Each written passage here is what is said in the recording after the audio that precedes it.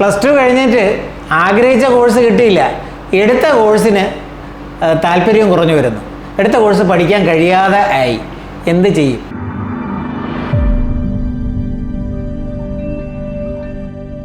എടുത്ത ഏത് കോഴ്സും ആവട്ടെ, നിങ്ങൾക്കത് കംഫർട്ടബിളായിട്ട് തോന്നുന്നില്ലെങ്കിൽ പഠിക്കാൻ പ്രയാസമാണെന്ന് തോന്നിയാൽ നമുക്ക് വഴികളുണ്ട്.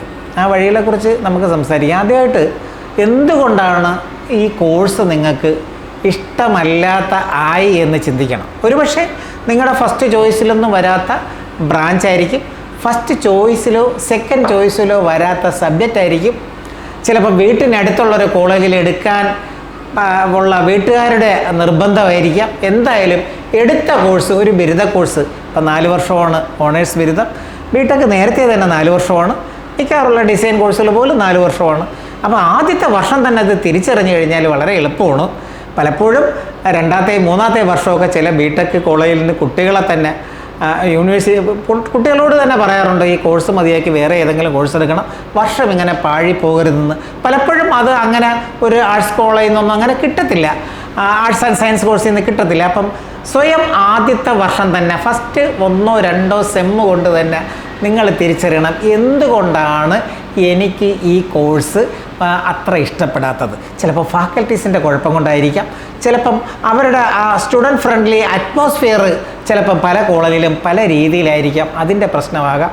അവിടുത്തെ ലൈബ്രറി, ഇൻഫ്രാസ്ട്രക്ചർ, ലാബ്, വർക്ക്ഷോപ്പ്, ഇതങ്ങനെ കുറേ കാര്യങ്ങളുണ്ടല്ലോ. അവിടുത്തെ മൊത്തത്തിൽ ടോട്ടൽ എൻവയോൺമെൻറ്റ്, ഒരു ലേണിംഗ് എൻവയോൺമെൻറ്റ് ഉണ്ടല്ലോ, അതുമായിട്ട് പൊരുത്തപ്പെടുവാൻ കഴിയാതെ ഉണ്ടോ എന്നുള്ളത് നിങ്ങൾ സ്വയം അവലോകനം നടത്തണം, പരിശോധിക്കണം. കാരണം എന്തായാലും +2 കഴിഞ്ഞിട്ട് ഒരു ബിരുദ വിദ്യാർത്ഥി ഒരു വർഷം കഴിയുമ്പോൾ 18 വയസ്സ് പൂർത്തിയാവും. തീർച്ചയായിട്ടും അതിനുള്ളൊരു കപ്പാസിറ്റി ഏത് വിദ്യാർത്ഥിക്കോ വിദ്യാർത്ഥിനിക്കോ ഉണ്ട്.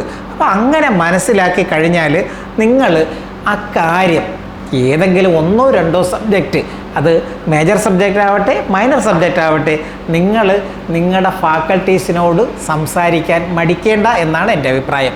മാത്രമല്ല, നിങ്ങളുടെ ഏത് സബ്ജക്റ്റ് എടുത്തു കഴിഞ്ഞാലും ഏത് ബ്രാഞ്ച് എടുത്താലും അതിനൊരു ഡിപ്പാർട്ട്മെൻറ്റ് ഓഫ് ഹെഡ് കാണും. ഹെഡ് ഓഫ് ദി ഡിപ്പാർട്ട്മെൻറ്റിനോട് നിങ്ങൾ പോയി അത് സംസാരിക്കണം. അവിടുത്തെ ടീച്ചിങ് മെത്തഡോളജിയിൽ എന്തെങ്കിലും പ്രശ്നമുണ്ട്, ഇത് മനസ്സിലാകുന്നില്ലെങ്കിൽ തീർച്ചയായിട്ടും അതിനുള്ളൊരു വഴിയുണ്ടാക്കും. അപ്പോൾ ആദ്യമായിട്ട് ചെയ്യേണ്ടത് അത് തന്നെയാണ്. ഇനി പഠിപ്പിക്കുന്നതിന് കുഴപ്പമില്ല, ഇൻഫ്രാസ്ട്രക്ചർ ഓക്കെയാണ്. മിക്ക കോളേജുകളും ഇപ്പം ഇങ്ങനെ നാക്ക് അക്രഡിറ്റേഷൻ A++ ഒക്കെ കിട്ടാനായിട്ടുള്ള മത്സരമാണല്ലോ. അതുകൊണ്ട് തന്നെ മിക്കവാറും ഫെസിലിറ്റീസിനൊന്നും വലിയ കുറവൊന്നുമില്ല. ചില കോളേജിൽ ചില കുറവുകൾ വരും. അപ്പോൾ ഒരു പക്ഷേ നിങ്ങൾക്കത് ഒട്ടും കംഫർട്ടബിൾ ആകുന്നില്ല എങ്കിൽ എന്ത് ചെയ്യും? അത് ബിടെക് ആവട്ടെ, അതുപോലെ തന്നെ BCA ആവട്ടെ, BSc കമ്പ്യൂട്ടർ സയൻസ് ആവട്ടെ, നിങ്ങൾക്ക് അത് പറ്റുന്നില്ലെങ്കിൽ ഇനി ഏതെങ്കിലും 1 or 2 പേപ്പേഴ്സ് ആയിരിക്കും അതിൽ പ്രയാസം. പാസ് മാർക്ക് കിട്ടിയാൽ മതിയല്ലോ, നിങ്ങൾക്കതിൽ ഡിസ്റ്റിങ്ഷൻ ഒന്നും വാങ്ങണ്ട, നിങ്ങൾക്ക് ഫസ്റ്റ് ക്ലാസ്സും വാങ്ങണ്ട, നിങ്ങൾക്ക് പാസ്സായാൽ മതി എന്നൊരു തോന്നൽ ഉണ്ടാക്കാൻ പറ്റുമെങ്കിൽ നല്ലത് അതായിരിക്കും. എങ്ങനെയെങ്കിലും ആ ബിരുദം കഴിയുക, ബിരുദം 4 വർഷം പൂർത്തിയാക്കി അവസാനത്തെ പ്രോജക്റ്റും ചില സ്ഥലത്ത് ഇൻറ്റേൺഷിപ്പ് കാണും. തീർച്ചയായിട്ടും ബിടെക്കിനാണെങ്കിലും അല്ലാത്ത കോഴ്സിനാണെങ്കിലും ഇപ്പം ഇൻറ്റേൺഷിപ്പൊക്കെ ഉണ്ട്. എങ്ങനെയെങ്കിലും പൂർത്തിയാക്കി കടന്നു കഴിഞ്ഞാൽ നിങ്ങളെ കാത്ത് 50-ൽ പരം ഏത് ബിരുദക്കാർക്കും പഠിക്കാവുന്ന കോഴ്സുകൾ, അത് പലതരം ജോലി കിട്ടുന്ന കോഴ്സുകളുണ്ട്. ഇന്ത്യയിൽ പ്രധാനപ്പെട്ട യൂണിവേഴ്സിറ്റികൾ CUET PG വഴിയും അല്ലാതെയും deemed university, private university and government universities, നിങ്ങൾക്ക് മികച്ച യൂണിവേഴ്സിറ്റിയിൽ നിങ്ങൾക്ക് ശ്രമിക്കാവുന്നതാണ്. തീർച്ചയായിട്ടും പല യൂണിവേഴ്സിറ്റിയിലും എൻട്രൻസ് എഴുതിയാണ് അഡ്മിഷൻ. ഇനി അല്ലെങ്കിലും അതിനുള്ള ഒരുപാട് വഴികളുണ്ട്, ഡീംഡ് യൂണിവേഴ്സിറ്റി ധാരാളമുണ്ട്. നിങ്ങൾ ശ്രമിച്ചു കഴിഞ്ഞാൽ ഈ ഏത് ബിരുദക്കാർക്കും ചേരാവുന്ന കോഴ്സുകൾ, നേരത്തെ പറഞ്ഞ പോലെ 50-ൽ പരം മികച്ച കോഴ്സുകളുണ്ട്. അതിൽ നിങ്ങൾക്കൊരു കരിയർ കരസ്ഥമാക്കാൻ കഴിയും. ഇനി ഇഷ്ടമല്ലാത്ത 1 or 2 സബ്ജക്റ്റൊക്കെ ചിലപ്പോൾ കാണും. അതെങ്ങനെയെങ്കിലും ഒരു ഫാക്കൽറ്റിയുടെ സപ്പോർട്ടോ അല്ലെങ്കിൽ ഇപ്പോൾ ഓൺലൈൻ സപ്പോർട്ടൊക്കെ ചിലപ്പം വേണമെങ്കിൽ ഡിഫിക്കൽട്ടായിട്ടുള്ള സബ്ജക്റ്റിൽ നേടിയെടുക്കാമെന്നുള്ളത് അല്പം ശ്രമിച്ചു കഴിഞ്ഞാൽ നിങ്ങൾക്ക് ബിരുദം കംപ്ലീറ്റ് ചെയ്യുന്നതോടൊപ്പം തന്നെ ഒരു സർക്കാർ ജോലിയും കൂടെ കിട്ടാനുള്ള സാധ്യത ഒരുപാടുണ്ട്. എന്തുകൊണ്ടെന്ന് വെച്ച് കഴിഞ്ഞാൽ നിങ്ങൾ ശനി ഞായർ അല്ലെങ്കിൽ ഓൺലൈനായിട്ട് നിങ്ങൾക്ക് staff selection commission, government of ഇന്ത്യയുടെ കീഴിലുള്ള സ്റ്റാഫ് സെലക്ഷൻ കമ്മീഷൻ്റെ ടെസ്റ്റുകൾക്ക് പ്രിപ്പയർ ചെയ്യാം.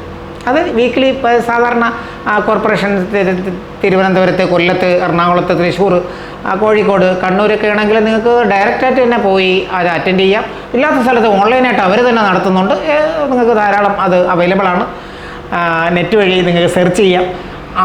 അവരെ കോച്ചിങ് നിങ്ങൾ ചെയ്ത് കഴിഞ്ഞാൽ നിങ്ങൾക്കൊരു എലിവേഷൻ ഓഫ് സ്ട്രെസ്സാണ്. കാരണം ഈ സബ്ജക്റ്റ് നിങ്ങൾക്ക് എന്തായാലും അത് അത്ര കംഫർട്ടബിൾ അല്ല. പക്ഷെ എങ്ങനെയെങ്കിലും പാസ്സാവണം. ഒപ്പം ഒരു സർക്കാർ ജോലി ഒരു വലിയ കാര്യമാണ്. വലിയ മാർക്കുള്ളവർ പോലും സർക്കാർ ജോലി കിട്ടാതെ 28, 29 വയസ്സിൽ നടക്കുമ്പോൾ നിങ്ങൾക്ക് 22, 23 വയസ്സിൽ നിങ്ങൾക്കൊരു സർക്കാർ ജോലി കിട്ടും. കമ്പൈൻഡ് ഗ്രാജുവേറ്റ് ലെവൽ എക്സാമിനേഷൻ 15,000, 17,000 പേരാണ് ഓരോ വർഷവും കേന്ദ്ര സർക്കാർ വിളിക്കുന്നത്. അത് ഏത് ഗ്രാജുവേഷൻ കഴിഞ്ഞാലും നിങ്ങൾക്ക് അപ്ലൈ ചെയ്യാം.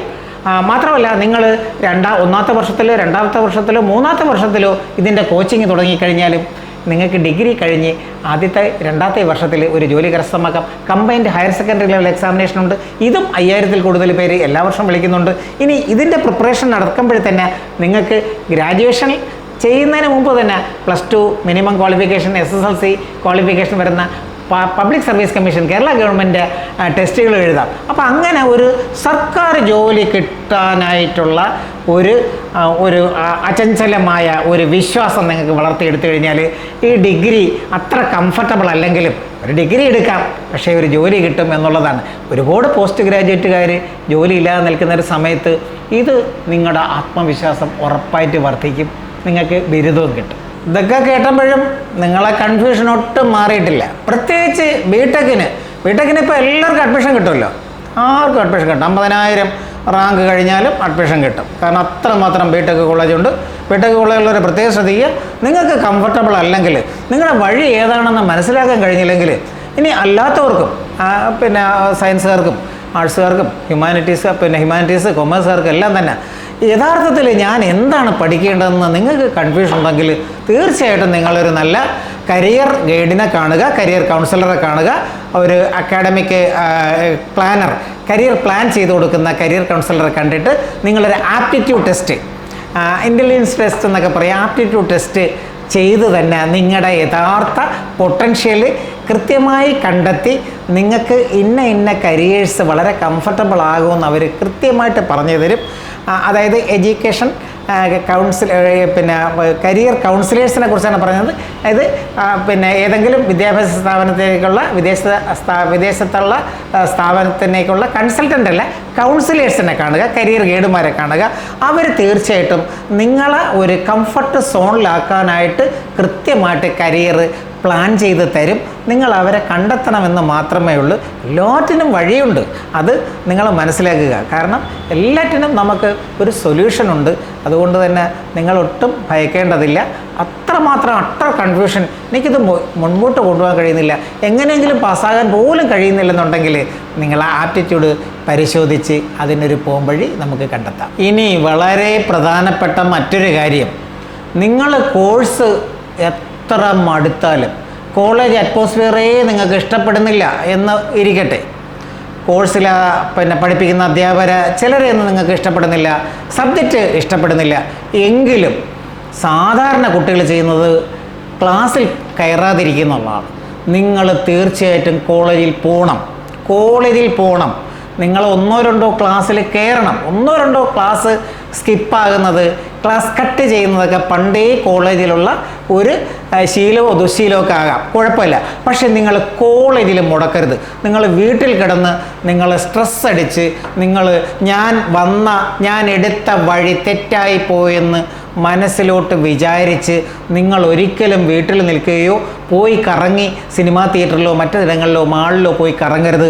നിങ്ങൾ കോളേജിൽ പോകണം. കാരണം കോളേജിൽ പോവുക എന്നുള്ളത് നിങ്ങൾക്ക് തരുന്ന മറ്റു കുറേ കാര്യങ്ങളുണ്ട്. അവിടെ പോയി ലൈബ്രറി പോയിരിക്കാമല്ലോ.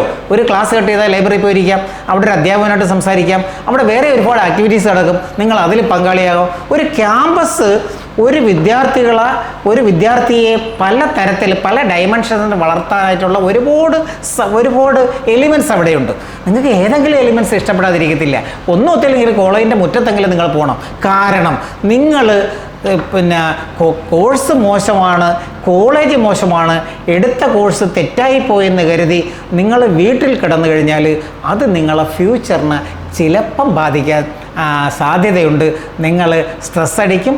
സ്ട്രെസ്സ് ചിലർക്കെങ്കിലും ഒരു പിന്നീടുള്ള ഒരു കോഴ്സിലേക്ക് പോകാനായിട്ടുള്ള ഒരു ആവേശം ഉണ്ടാക്കുന്നതിൽ തടസ്സം നിൽക്കും. അത് ചിലപ്പം മൈൽഡ് ഡിപ്രഷനിലോട്ടൊക്കെ പോകുന്ന ചില കേസുകളുണ്ട്. അതുകൊണ്ട് ഒരിക്കലും നിങ്ങൾ വീട്ടിൽ നിൽക്കരുത്. ഇഷ്ടമല്ലെങ്കിലും നിങ്ങൾ കോളേജിൽ പോവുക, 1-2 ക്ലാസ്സെങ്കിലും അറ്റൻഡ് ചെയ്യുക. ഇത് ഞാൻ ഒരു പോസിറ്റീവായിട്ടാണ് പറഞ്ഞത്.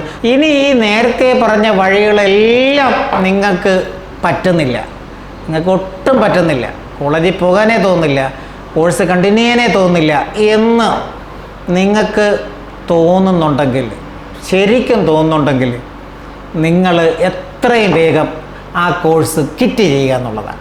ഇതും ഒരു വഴിയാണ്.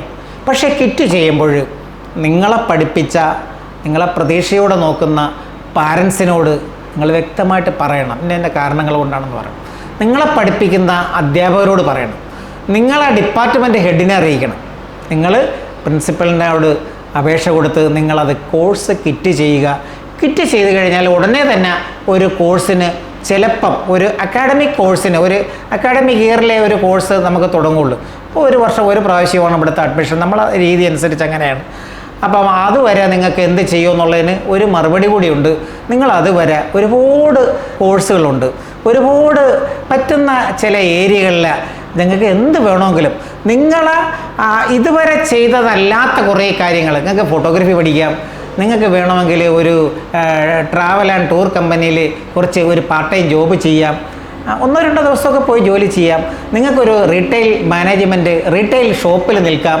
ഒരുപാട് അവസരങ്ങൾ. നിങ്ങൾക്കൊരു ഒരു സോഫ്റ്റ്വെയർ കോഴ്സ് പഠിക്കാം, പിന്നീട് ഒരു ഫോറിൻ ലാംഗ്വേജ് പഠിക്കാം. അപ്പോൾ ഫ്രഞ്ച്, ജർമ്മൻ, ഇറ്റാലിയൻ തുടങ്ങിയ ഭാഷകളെല്ലാം, ചൈനീസ്, ജാപ്പനീസ്, കൊറിയനൊക്കെ, വളരെ ടർക്കിഷ് തുടങ്ങിയ ലാംഗ്വേജൊക്കെ വളരെ ഈസി ആയിട്ട് സ്കൂൾ സ്റ്റുഡൻസ് പോലും പഠിക്കുന്നുണ്ട്. അപ്പോൾ തീർച്ചയായിട്ടും നിങ്ങളൊരു 5-6 മാസം അല്ലെങ്കിൽ അടുത്ത അക്കാഡമിക് ഇയർ വരെ, അഡ്മിഷൻ ടൈം വരെ നിങ്ങൾക്ക് സമയം പോക്കാനായിട്ട് കുറച്ച് സീരിയസ് ആയിട്ടും കുറച്ച് ഫണ്ണായിട്ടൊക്കെ ഇങ്ങനെ കുറേ കാര്യങ്ങൾ ചെയ്യാം. നിങ്ങൾക്ക് വേണമെങ്കിൽ എഡിറ്റിംഗ് പഠിക്കാം, അതുപോലെ വീഡിയോ എഡിറ്റിംഗ് പഠിക്കാം. അങ്ങനെ കുറേ ചെറിയ ചെറിയ കോഴ്സിന് പോയി ഇതിനൊന്നും ഒരുപാട് പൈസ ആകത്തില്ല.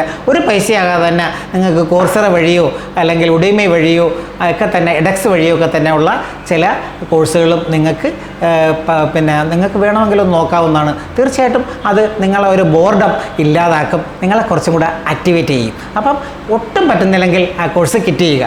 അവസാനമായി പറയാനുള്ളത്, നിങ്ങൾ ഒരുപക്ഷെ ക്വിറ്റ് ചെയ്തല്ലോ, never panic. That means stay calm, വളരെ ശാന്തനായിട്ടിരിക്കുക. തീർച്ചയായിട്ടും, അല്ലെങ്കിൽ ശാന്തമായൊരു മനസ്സോടുകൂടി, ഒട്ടും ഭയക്കാതെ നിങ്ങൾ ലോജിക്കലായിട്ട് ചിന്തിച്ചു കഴിഞ്ഞാലേ നമുക്ക് ഉത്തരങ്ങൾ കിട്ടുള്ളൂ.